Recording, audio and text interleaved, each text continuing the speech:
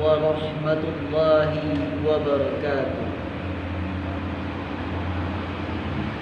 إن الحمد لله نحمده ونستعينه ونستغفره ونعوذ بالله من شرور أنفسنا ومن سيئات أعمالنا ومن يضلل فلا هادي له.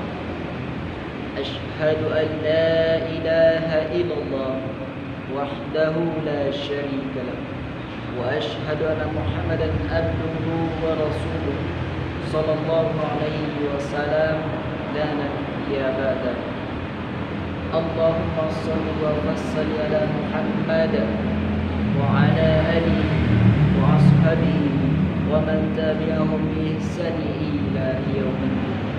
أما بعد فيا عباد الله إني أوصيكم وإياي باتقوا الله فقد فاز المتقون. اتقوا الله حق تقاته ولا تموتن إلا وأنتم مسلمون. فقال الله تعالى في القرآن الكريم: أعوذ بالله من الشيطان الرجيم بسم الله الرحمن الرحيم. إنما الصدقات للفقراء والمساكين والعاملين عليها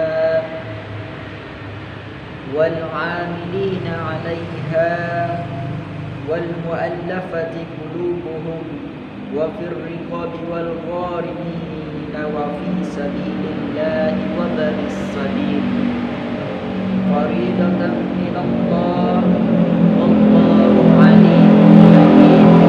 صدق الله العظيم. Kaum muslimin jamaah Jumat rahimahullah, pertama kembali kita bersyukur kepada Allah. Alhamdulillah, Allah masih memberikan nikmatnya kepada kita, baik itu nikmat kesehatan maupun nikmat keimanan yang sama-sama kita rasakan. Sehingga dengan nikmat kesehatan kita dapat melangkahkan kaki, mengaitkan tangan menuju ke rumah Allah yang kita cintai ini dalam rangka untuk melaksanakan ibadah solat. Mudah-mudahan ibadah yang kita kerjakan dicatat oleh para malaikat dan diterima di sisinya Allah Subhanahu wa taala dan mendapatkan pahala yang berlipat ganda. Amin ya rabbal alamin. Salawat dan salam tanpa pula kita sampaikan kepada junjungan kita, yakninya Nabi Muhammad Rasulullah sallallahu alaihi wasallam. Allahumma shalli ala Muhammad wa ala ali Muhammad. Semoga tercurah limpahkan kepada keluarga beliau, sahabat beliau dan pengikut-pengikut beliau, termasuk kita yang hadir kaum muslimin jamaah Jumat rahimahullah.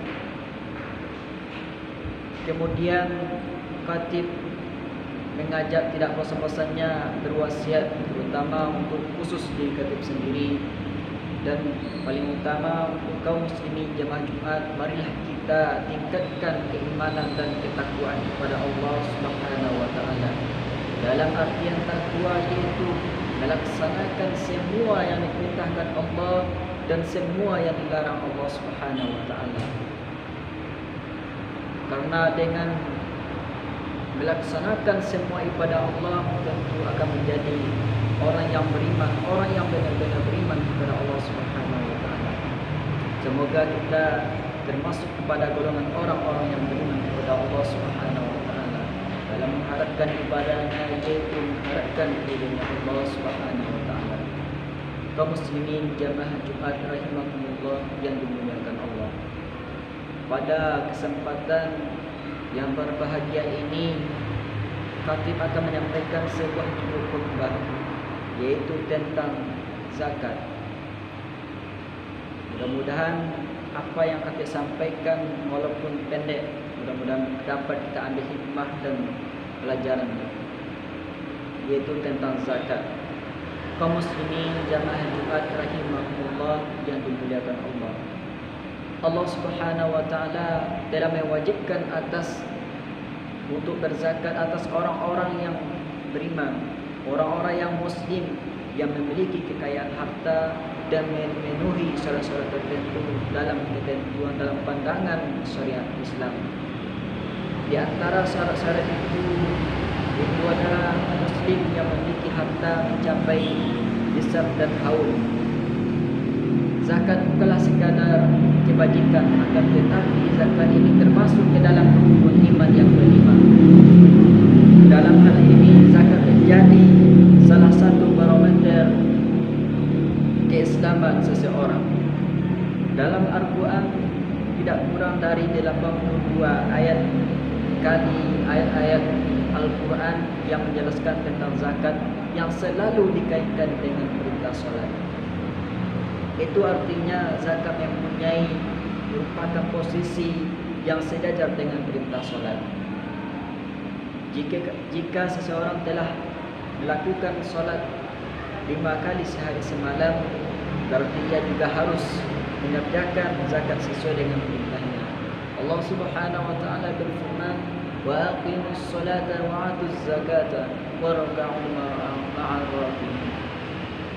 Dan dirikanlah solat dan tunaikanlah zakat dan rukuklah bersama orang-orang yang rukuk. Quran surah Al-Baqarah ayat 43. Zakat merupakan yang memiliki ibadah yang dua dimensi, yaitu hablum minallah, ibadah ritual, dan hablum minannas, yaitu ibadah sosial. Zakat dikatakan ibadah ritual karena dalam pelaksanaannya menghendaki adanya pemurnian niat karena lillahi ta'ala dan pembenaran cara ittiba'ur rasul. Dengan dua syarat inilah niscaya zakat yang kita tunaikan akan diterima di sisi Allah Subhanahu wa taala. Tanpa niat yang ikhlas dan cara yang benar, maka zakat yang kita tunaikan akan sia-sia tanpa makna di mata Allah Subhanahu wa taala. Zakat dikatakan sebagai ibadah sosial karena ada unsur kepedulian sosial sangat kental dalam pelaksanaannya.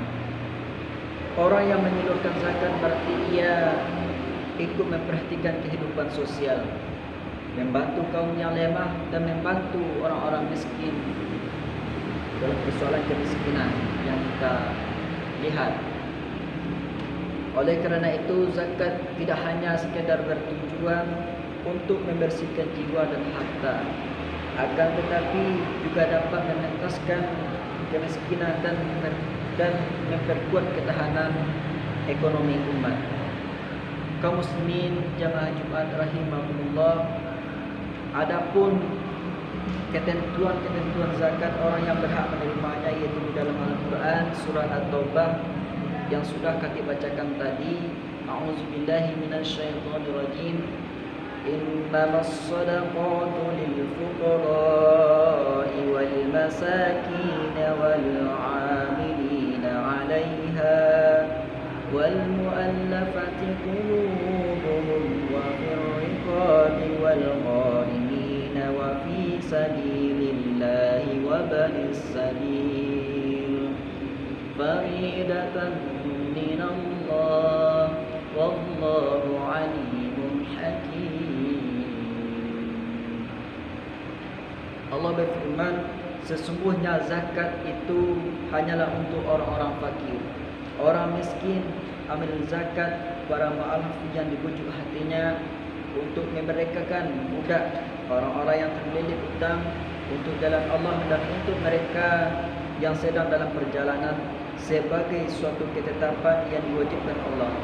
Dan Allah Maha mengetahui lagi Maha bijaksana. Nah, jadi agar tidak salah dalam menyalurkan zakat, maka inilah ada beberapa orang yang berhak menerima zakat, itu 8. Yang pertama yaitu tadi fakir. Secara pengertian fakir adalah golongan orang-orang yang tidak memiliki pekerjaan, penghasilan, bahkan harta kekayaan. Hidupnya dalam kondisi yang sulit untuk membiayai dirinya sendiri. Oleh sebab itu, orang yang seperti ini ia boleh menerima zakat, berhak menerima zakat. Nah, menurut Buya Hamka, Fakir bermakna membungkuk tulang punggung, sebuah sebutan untuk seseorang yang telah bungkuk kerana memikul beban kehidupan. Kemudian yang kedua, miskin. Selain fakir, ataupun orang yang masuk ke dalam golongan miskin. Golongan miskin adalah orang-orang yang memiliki penghasilan, sudah bekerja sesuai mereka, tidak malas, namun penghasilannya masih kurang untuk memenuhi kebutuhan hidupnya. Jadi itulah perbedaan fakir dan miskin. Kemudian yang ketiga, gharim, yaitu adalah orang yang terlilit hutang. Hutang ini yang dimaksud adalah hutang untuk memenuhi kebutuhan yang halal, bukan kerana hutang konsumtif berbelana berlebihan. Contohnya seperti ini, misalnya ada seorang anak ijazahnya ditahan kerana memiliki hutang bayaran ke pihak sekolah, namun dia tidak memiliki uang, maka ia berhak untuk menerima zakat tersebut. Kemudian yang keempat, rikab. Ini adalah hamba. Rikab atau hamba sahaya adalah golongan yang ingin memerdekakan dirinya dari perbudakan. Zakat dapat membantu untuk membuat hamba sahaya merdeka. Di zaman sekarang, rikab atau hamba sahaya mungkin sudah jarang terjadi. Namun jika ada tentu saja zakat bisa digunakan untuk membantu mereka terbebas dari jeratan kezaliman. Kemudian yang kelima, mu'alaf. Seorang muslim mu'alaf memiliki kebutuhan untuk beradaptasi dengan Islam. Zakat dapat diberikan kepada mu'alaf yang kesulitan secara ekonomi. Selain itu, zakat menjadi tali silaturahmi untuk mereka yang baru masuk Islam dan membutuhkan bantuan untuk beradaptasi dengan lingkungan yang baru. Kemudian yang keenam, fisabilillah, yaitu orang-orang yang berjuang di jalan Allah Subhanahu wa taala. Contohnya seperti berdakwah untuk berjuang menegakkan agama Islam karena lillahi ta'ala. Kemudian yang ketujuh, ibnu sabil atau musafir, yaitu adalah orang-orang yang berpergian jauh namun dia tidak ada memiliki apapun, maka ia berhak menerima zakat. Kemudian amil zakat, yaitu adalah orang-orang yang bertugas atau panitia seorang yang mengumpulkan zakat tersebut. Zakat dapat tersalurkan dengan baik apabila ada sistem pengelolaan yang tepat. Golongan amil zakat adalah orang-orang yang menghabiskan waktu dan tenaganya untuk menyalurkan, mengumpulkan, mengelolanya serta mendistribusikan zakat tersebut. Jadi ia berhak untuk menerima zakat. Kaum muslimin jamaah Jumat rahimahullah. Jadi itulah 8 golongan orang-orang yang berhak menerima zakat sesuai dengan dalil Al-Quran ayat At-Taubah ayat 60. Mudah-mudahan dengan khutbah yang pendek ini dapat kita ambil hikmah dan pelajarannya. Fa'tabiru ya ulil absar la'allakum turhamun.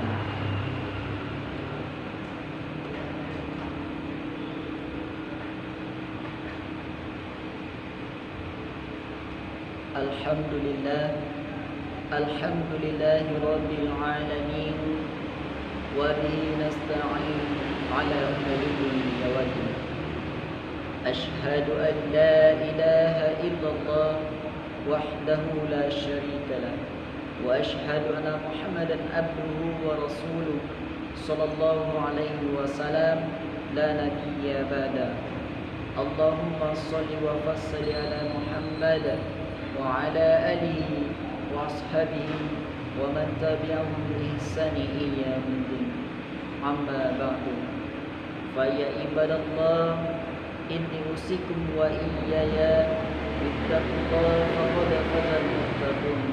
اتقوا الله حق تقاته ولا تموتن إلا وأنتم مسلمون. فقال الله تعالى في القرآن الكريم: أعوذ بالله من الشيطان الرجيم. بسم الله الرحمن الرحيم.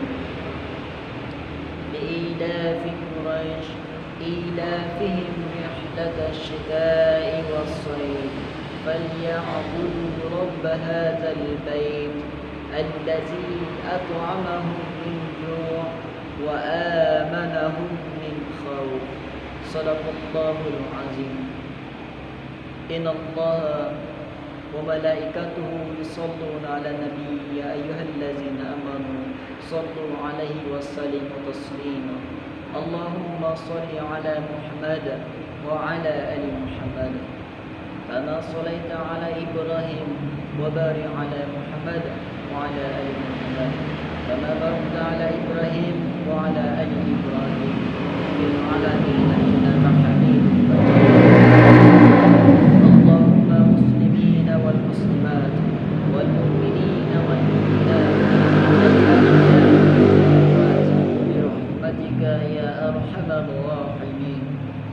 لا إله إلا أنت سبحانك إني كنت من الظالمين. ربنا ظلمنا أنفسنا وإن لم تغفر لنا وترحمنا لنكونن من الخاسرين. ربنا هب لنا من أزواجنا وذريتنا قرة أعين واجعلنا للمتقين إماما. اللهم إني أسألك جنة. اللهم أجرني من النار. اللهم يا مقلب القلوب ثبت قلوبنا على دينك. ربنا آتنا في الدنيا حسنة وفي الآخرة حسنة وقنا عذاب النار. عباد الله إن الله يأمر بالعدل والإحسان وإيتاء ذي القربى وينهى عن الفحشاء والمنكر والبغي يعظكم لعلكم تذكرون ولذكر الله أكبر. أقيموا الصلاة.